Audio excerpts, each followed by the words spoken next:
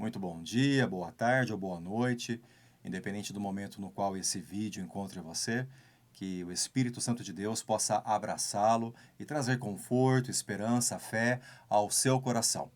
Eu, com muita alegria, dou continuidade nesse início de ano à nossa série Migalhas de Pão, falando um pouco mais daquilo que a palavra de Deus traz para aquecer o nosso coração em dias de tamanha frieza, de distanciamento em relacionamentos, de crises, lutas, desafios, porque é na palavra de Deus que encontramos consolo, ânimo, combustível para avançar apesar dos dias maus, apesar do mundo que jaz no maligno.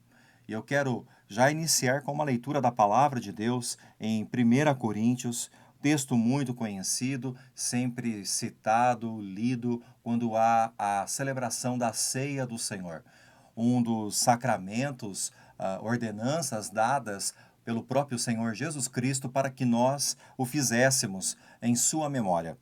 E 1 Coríntios, no capítulo 11, é dito que, por semelhante modo, depois de haver ceado, tomou também o cálice, dizendo: Este cálice é a nova aliança no meu sangue. Fazei isto todas as vezes que o beberdes, em memória de mim. Capítulo 11, versículo 25, versículo 26. Porque todas as vezes que comerdes este pão e beberdes o cálice, anunciais a morte do Senhor até que ele venha. E essa é a nossa esperança, a vinda, o regresso do Senhor, para que juntos possamos estar com ele, cear com ele e celebrar a sua vitória.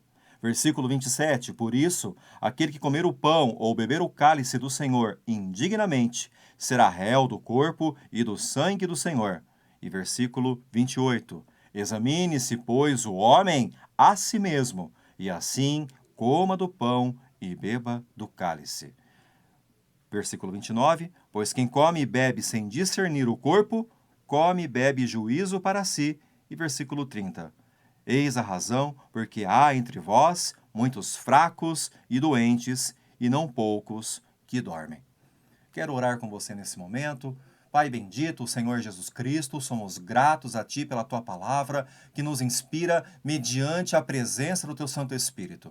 Que cada um de nós possa ser abraçado e enriquecido pelas virtudes do alto do céu, que nutrem a nossa vida, nutrem nossa alma, nosso espírito, nos fortalecem e nos permitem avançar em Teu santo nome. Amém.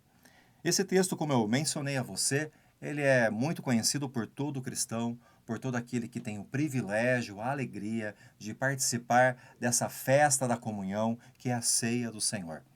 E o que me chama principalmente a atenção está aqui presente no versículo 28. É um convite do céu no qual é dito: examine-se, pois, o homem a si mesmo. E é esse primeiro pensamento que eu quero trazer a mim e a você. A importância, a necessidade de refletirmos, de examinarmos sobre nós mesmos. O convite feito aqui não é para que você examine o seu pastor, não é para que você examine o seu marido ou a sua esposa, não é para que você examine o seu companheiro, o seu amigo ou até um desafeto, muito pelo contrário. O convite do céu é para que cada homem examine a si mesmo. E é esse exercício que eu quero fazer neste momento, né, nessa nossa quinta do céu, contrapondo os quintos dos infernos que muitas vezes aparecem em nossa caminhada, de sabores, lutas, desilusões que enfrentamos. Para onde você está olhando? Onde os seus olhos estão repousando? O que você tem observado? Porque aquilo que nós observamos, nós tendemos a admirar. Aquilo onde está posto os nossos olhos nos serve como referência e nos guia, nos direciona. Temos olhado de fato para o alvo? Temos de fato olhado para Cristo, o autor e consumador da nossa fé? Temos olhado para aquilo que dizem as sagradas Escrituras? Ou temos olhado para os defeitos alheios, para as pessoas? Se você quer ficar decepcionado, olhe para as pessoas. Você ficará realmente desanimado, porque todo homem é falho, inclusive esse que vos fala, inclusive você. todos nós somos falhos, pecadores que carecem da glória, da graça do Senhor Jesus Cristo. Por mérito próprio, nós nada conseguiríamos. O homem é incapaz de alcançar a presença de Deus sem que primeiro haja um esforço celeste divino de aproximação de Deus na direção do homem. Tanto é assim que João 3,16 o declara, que Deus, ele amou o mundo de tal maneira que ele deu. Deu o quê? Deu a quem? O seu Filho unigênito. Para que todo aquele que nele crê não pereça, mas tenha a vida. E não uma vida medíocre, não uma vida qualquer, mas a vida eterna. Onde estão os nossos olhos? Estão nos defeitos dos outros? Ou será que temos utilizado a Bíblia como um espelho, onde podemos realmente encarar a nós mesmos e ver onde ainda precisamos evoluir para chegarmos à estatura do varão perfeito que é Jesus Cristo? É esse o desafio que não apenas a ceia, mas toda a palavra do Senhor de Gênesis, Apocalipse, nos trazem. Devemos fazer um autoexame. Quando queremos saber se a nossa saúde está plena, se estamos saudáveis, realizamos autoexames. Alguns exames são feitos no hospital por especialistas, com maquinários variados, com medicamentos, com substâncias diversas. Mas muitos são feitos em nosso próprio lar, através de um toque, através da observação diária. Porque, detalhe importante, esse autoexame não é feito apenas momentos antes da ceia, como alguns fazem. E com um ar entristecido, compungido, baixam suas cabeças e logo depois participam da ceia, mas não reparam aquilo que deve ser consertado em suas vidas. Claro que a palavra nos fala que o homem deve examinar a si mesmo e assim comer do pão e beber do cálice. Ou seja, a intenção divina não é excluir ninguém dessa comunhão, muito pelo contrário. O convite do céu é para que haja esse autoexame e assim haja a celebração dessa comunhão em família com os irmãos e principalmente com o nosso Pai, com o Senhor, com Deus. Mas não é somente num domingo ou qualquer outro dia, uma vez por mês, ou duas, ou seja quantas vezes que seja celebrada na sua igreja a ceia mensalmente. É importante que a cada dia, do nascer do sol ao pôr do sol, nós façamos esse autoexame. Eu não estou aqui para examinar você, e nem o posso. Somente o Espírito Santo é capaz de sondar o nosso coração e ver se em nós existe algum caminho mau. E é essa oração que eu faço para que Deus de fato execute na minha vida. Sonda-me, ó Deus. Tal como o Senhor fazia com teu servo Davi, veja se em mim há algum caminho mau. Que essa também seja a sua oração. Que Deus tenha liberdade para entrar em cada cômodo do seu coração. Até aqueles que talvez não estejam tão organizados, em ordem como deveriam estar, que nenhuma chave, nenhum molho seja ocultado do Espírito Santo, mas que possamos dar a ele livre acesso e tapete vermelho, para que ele entre e faça as mudanças necessárias em nossa casa, em nosso peito, no nosso coração. Porque de nada adianta sermos religiosos, sermos ouvintes da palavra e não sermos praticantes de fato da verdade. Verdade que liberta. Liberta o nosso entendimento, quebra todas as algemas, grilhões que ainda possam estar envolvendo as nossas mãos, a nossa vida, a nossa mente. As maiores batalhas que travamos são nesse campo de batalha, na nossa mente. E hoje a sociedade tem sido realmente desafiada a cada vez mais criticar as pessoas, examinar os outros e desviar o olhar de si mesmo.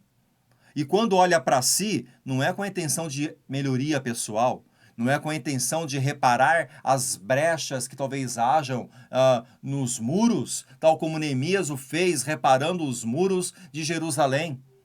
Muitas vezes os muros do nosso coração estão queimados, estão destruídos, assolados, e qualquer um tem acesso a ele. devemos reedificar as muralhas, devemos reedificar a casa de Deus, esse altar que é o nosso coração. E por isso, esse olhar crítico, autocrítico a nós mesmos e não crítico em relação aos outros. Alguns olham para si para se congratular, para se autoparabenizar. Tal como aquele homem que celebrava a si mesmo, aquele fariseu que se achava melhor, que se achava superior aos outros homens. Aquele homem se achava realmente perfeito, enquanto um pobre homem, pecador ao fundo, enquanto o outro orava de maneira ostensiva, celebrando a si mesmo, reconhecendo seus méritos, o que estava lá no fundo, ele batia com a mão contra o peito, reconhecendo que era um mísero pecador. Será que nós temos feito isso, não em público, mas no silêncio, na solidão do nosso quarto? Será que temos fechado a porta, temos realmente derramado o nosso coração diante de Deus e reconhecido a nossa insignificância? Porque o homem não pode acrescentar um côvado à sua vida. Não podemos acrescentar um centímetro que seja a nossa história. Se nós nos levantamos da cama hoje pela manhã, é fruto único e exclusivo da graça e da misericórdia de Deus que nos acompanham dia após dia. Não é pela minha própria capacidade, não são pelas suas virtudes, não são méritos nossos, mas sim o amor de Deus que nos sustenta. É o amor de Deus que nos permite almejarmos algo a mais do que este mundo raso. E também esse é outro ponto que eu quero trazer para você nesse momento. Quão raso tem sido o mundo no qual nós vivemos. Um mundo materialista, um mundo hedonista, que ama os prazeres, que cultua e celebra aquilo que é palha, que arderá e virará cinzas e que não se compara ao verdadeiro tesouro. As famílias, principalmente as famílias, elas têm perecido, elas têm se perdido pela falta de referência de homens e de mulheres de Deus. Homens segundo o coração de Deus e mulheres virtuosas. E nessa série, ao longo dos próximos episódios, eu tratarei sobre esse aspecto, da importância de termos referenciais, modelos, exemplos que sirvam de inspiração às futuras gerações. Nós evidenciamos aquilo que somos através do que sai de nossos lábios. Porque o que sai dos lábios, as palavras que transbordam em nossa voz, é aquilo que está cheio o nosso coração. E se você quer conhecer um povo, ouça o que esse povo canta. Quando nós falamos das mulheres, por exemplo, quais são as músicas que hoje são entoadas em relação às mulheres? Se fala muito do empoderamento feminino. Nós temos várias ações feministas, e aqui não nego o direito de ninguém, seja homem ou mulher, ou criança ou idoso. Mas devemos ter o padrão bíblico das coisas. Não podemos nos desviar 1 milímetro que seja da palavra de Deus. Este é o caminho no qual devemos seguir e andar. Para muitos, quando nós usamos a Bíblia como uma regra de fé, isso parece fanatismo. Mas não é nada disso, muito pelo contrário. A Bíblia apenas nos coloca marcos, parâmetros, para que nós tenhamos segurança. Este não é um muro que nos aprisiona, mas sim é algo que nos protege. Nos protege de decepções, de fracassos, de erros. Porque quando não andamos segundo a palavra de Deus, nós pecamos. E o salário do pecado é a morte. Quando não estamos debaixo da guarda, da proteção divina, nós estamos ao alcance do diabo, o nosso inimigo, que de acordo com João 10:10, vem para matar, roubar e destruir. Quantas vidas têm sido roubadas, quantos sonhos têm sido destruídos. Quantos estão em escombros, em ruínas, porque se desviaram desse livro. que na verdade não é meramente um livro.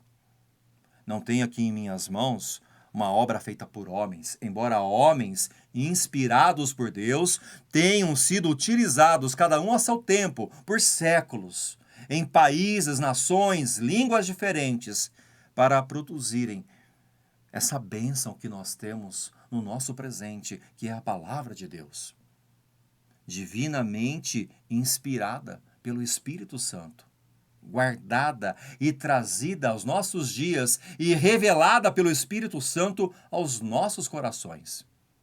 Humanamente falando, por maior que julguemos ser o nosso próprio intelecto, sem o Espírito Santo, se lermos a palavra de Deus, não teremos o verdadeiro entendimento, a sabedoria do alto. Teremos o conhecimento que a mente humana pode extrair, que é muito pouco, é limitado. Mas quando realmente permitimos que o Espírito Santo, o próprio autor da palavra, esteja ao nosso lado durante a leitura, aí tudo muda. Aí não é meramente a voz de um homem falho como eu que fala com você, mas sim a própria voz do Espírito Santo que ecoa no seu coração, na sua mente. E tudo é diferente. Falávamos daquilo que é cantado por nossa sociedade.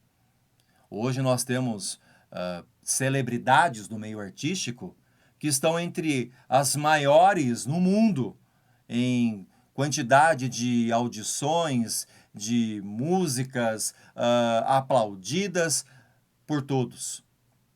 Mas tais pessoas realmente podem servir como referência para nós do modelo do que é um homem ou uma mulher? Cada vez nós vemos mais promiscuidade e vemos o homem que deveria ser o alicerce da sua casa, que deveria ser um pilar, que deveria ser um sacerdote do lar, como um banana, como um paspalhão, como uma pessoa sem autoridade, sem o mínimo de dignidade. Homens enfraquecidos, mulheres empoderadas. Repito, não ouso privar ninguém, quem quer que seja, de qualquer direito. E nem a nossa Constituição faz, porque muito pelo contrário. A nossa Constituição, embora seja falha em alguns aspectos, ela procura abraçar a todos da sociedade, sejam homens ou mulheres, maiorias ou minorias.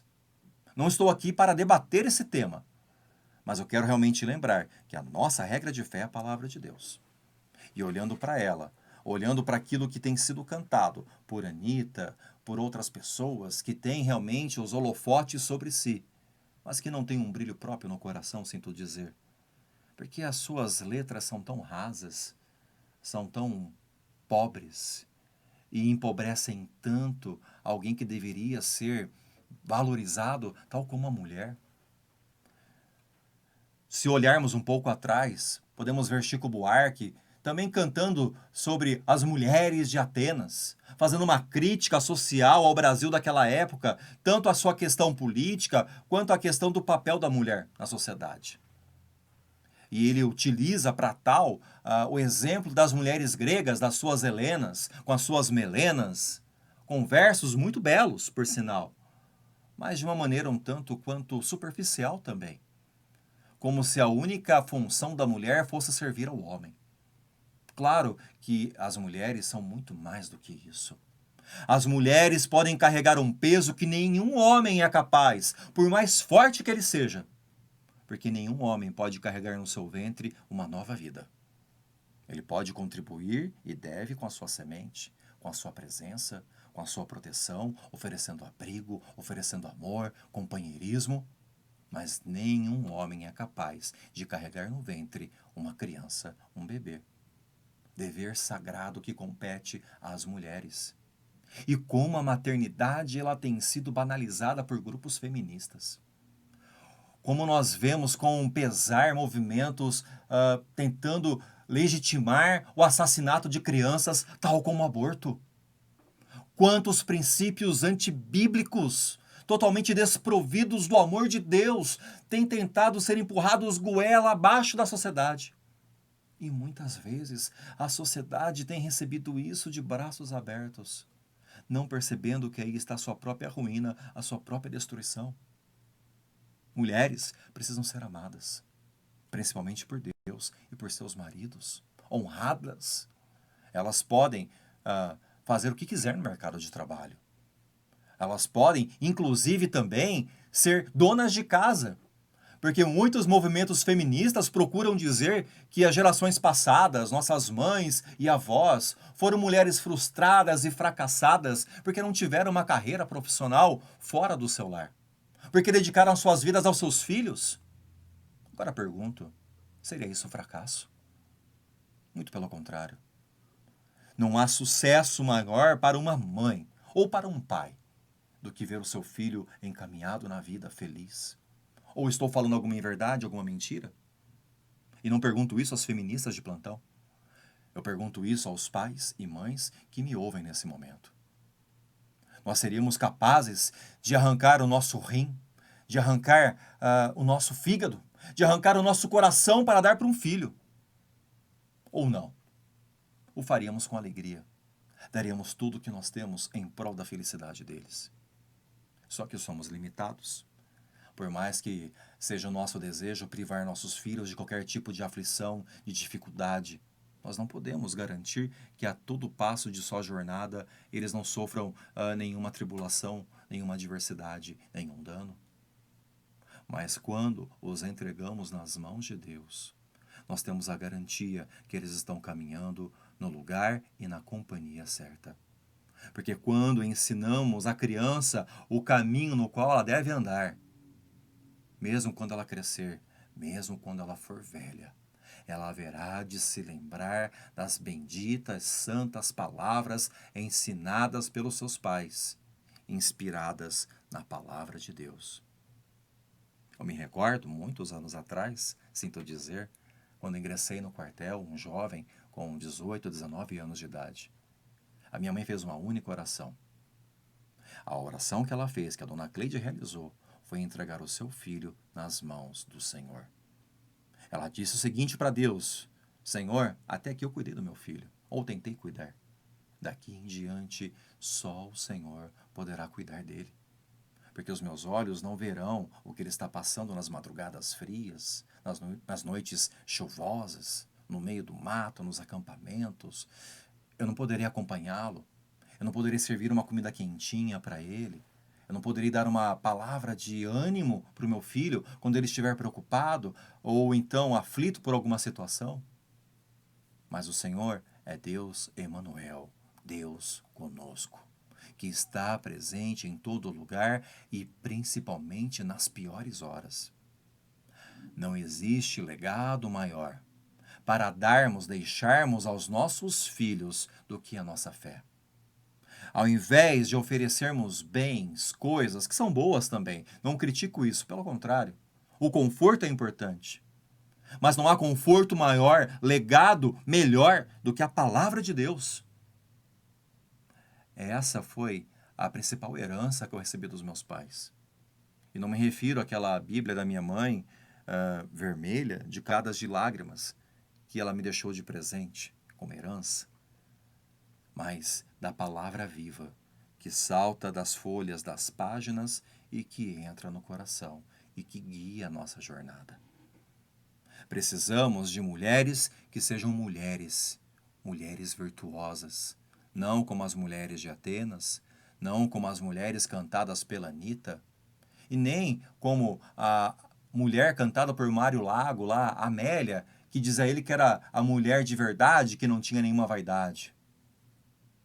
O exemplo de mulher que nós precisamos é o exemplo que é apresentado pela palavra de Deus. Leia depois Provérbios 31. Veja como é a mulher virtuosa. O quanto ela faz em prol de sua família, em prol da sociedade, o quanto ela é útil. Ao contrário da banalização de todo o estereótipo que tem sido construído em volta das mulheres com um pretexto de dar a elas empoderamento. E os homens, então? Pobre geração de homens cada vez mais desprovidos de testosterona, desprovidos principalmente da sabedoria que um sacerdote do lar deve ter. Homens tal como Acabe. Homens que não tomam postura, que não têm decisão realmente firme, que retrocedem a todo momento de coisas que não deveriam negociar. A palavra de Deus é inegociável. Eu posso rever muita coisa em minha vida e em minha história, mas algo do qual jamais me arrependerei é daquilo que eu aprendi na palavra de Deus. Não devemos remover os marcos antigos, os pilares da fé. Esses não, jamais. Eu posso, como cristão e como teólogo, rever algumas posições daquilo que eu entendo, porque a palavra de Deus não muda. Mas o meu entendimento pode ser aperfeiçoado, deve ser aprimorado dia após dia, através do autoexame que eu iniciei aqui, mencionando a você. No próximo episódio, nós falaremos um pouco mais sobre isso. O que eu peço nesse momento, que você já reflita desde então, nessa quinta do céu, sobre essa necessidade de examinarmos não a sociedade que vai de mal a pior. Não se iluda, não se engane. As coisas estão ruins, ficarão piores. Porque o mundo jaz no maligno. E enquanto não houver esse regresso do Senhor, o qual nós esperamos e evidenciamos através da celebração da ceia do Senhor, até que ele venha, nós sabemos que nada melhorará no mundo no qual nós vivemos. Mas tudo estará ainda de acordo com os planos, projetos do Senhor. Planos de paz e não de mal, para nos dar uma esperança e um futuro. E eu oro nesse momento, para que Deus te abençoe, para que Deus te guarde. Em nome de Jesus, e espero você na próxima quinta-feira. Um grande abraço e que Deus te abençoe.